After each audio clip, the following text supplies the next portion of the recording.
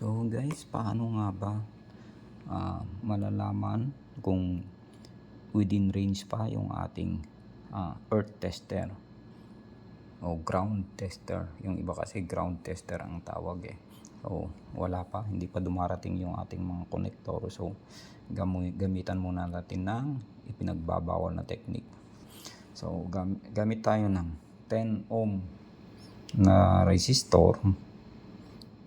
So yan, 10 ohm yan na connect dito, 4 wire. So i-select natin yung 4 wire, 2 wire kasi. So yan, 4 wire na siya. So kita ba sa video?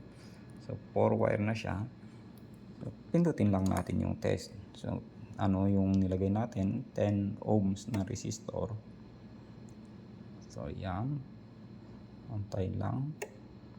So 9.03 ohms daw. Temporary lang naman yung wire na ginamit natin, hindi ito yung tama kasi wire hindi pa dumarating. Pero para ganyan yung pag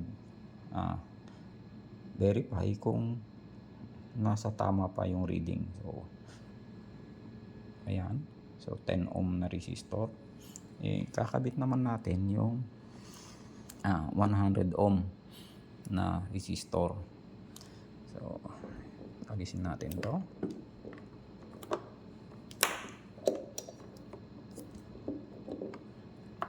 Palitan natin.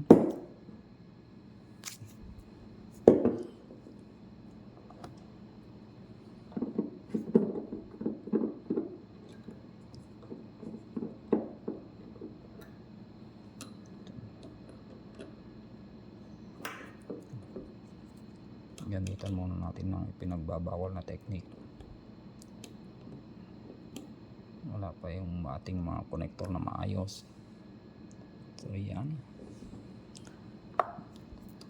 yung kabilang wire, kasi 4 wire ito, ay kabit natin dyan. Hindi niya maipit.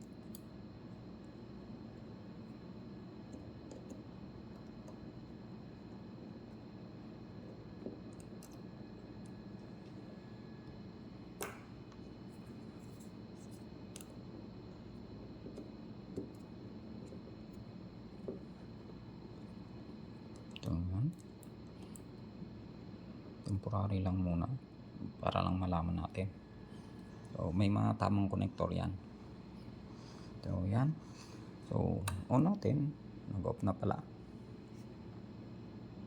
So ating yan, 2 wire. So piliin ulit natin yung ating 4 wire kasi 4 wire ito eh. So 4 wire, i-test natin. Naglagay tayo ng 100 ohm na resistor. So ito 100 ohm. So yan, so 99.6 daw ang kanyang nababasa dito sa 100 ohm na resistor. So high accuracy itong resistor na to. So yan ang pinang-verify dito sa inyong mga earth tester. So mga ganito na klase ng resistor.